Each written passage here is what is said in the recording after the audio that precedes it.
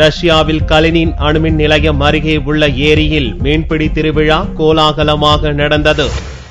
ரஷ்ய தலைநகர் மாஸ்கோவில் இருந்து 250 கிலோமீட்டர் தூரத்தில் உடோல்மியா நகருக்கு அருகில் அமைந்துள்ளது கலினின் அணுமின் நிலையம். 1000 மெகாவாட் உற்பத்தி திறன் கொண்ட 4 அணு உலைகள் இங்குள்ளன. 1985இல் இங்கு முதல் அணு உலை செயல்பட துவங்கியது.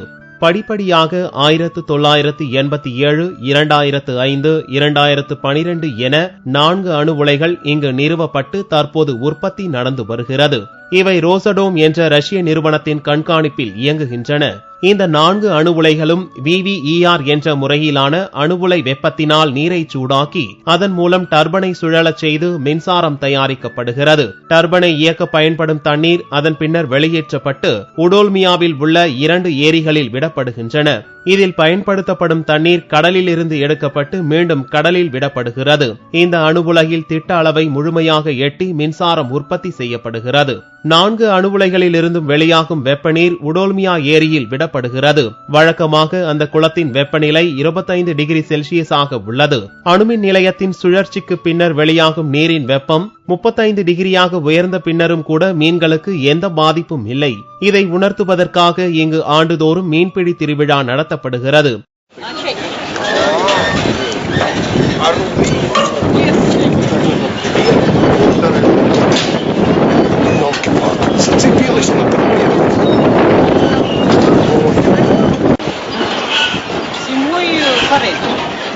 இந்த திருவிழாவில் ரஷ்யாவின் பல்வேறு பகுதிகளில் இருந்தும் மீன்பிடி ஆர்வலர்கள் பங்கேற்றனர். அவர்கள் பிடித்த மீன்களை பொதுமக்களும் பார்வையாளர்களும் பார்த்தனர். அந்த மீன்களில் கதிரியக்க பாதிப்பு எதுவும் இல்லை என்பதையும் அங்கேயே நிரூபித்தனர்.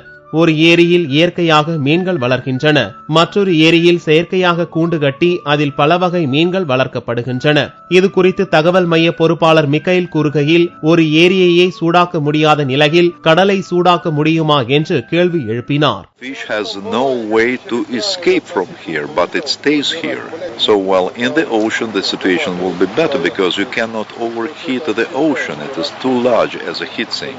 Fish used to live at the temperatures, even freezing temperatures, and well, the maximum temperature which is allowed 25 degrees centigrade, which is allowed by the ecologists. I'm comparing the lake with the ocean on purpose, so that the heat sink is much more complicated than in Kudam Kulam. Well, again, you cannot overheat the ocean. அங்கு பிடித்த மீன்களை அங்கேயே பொரித்தும் மீன் soup வைத்தும் பார்வையாளர்களுக்கு வழங்கினர். கூடங்குளத்திலும் இதே வகையிலான அணு உலைகளே அமைக்கப்பட்டுள்ளன என்பது குறிப்பிடத்தக்கது.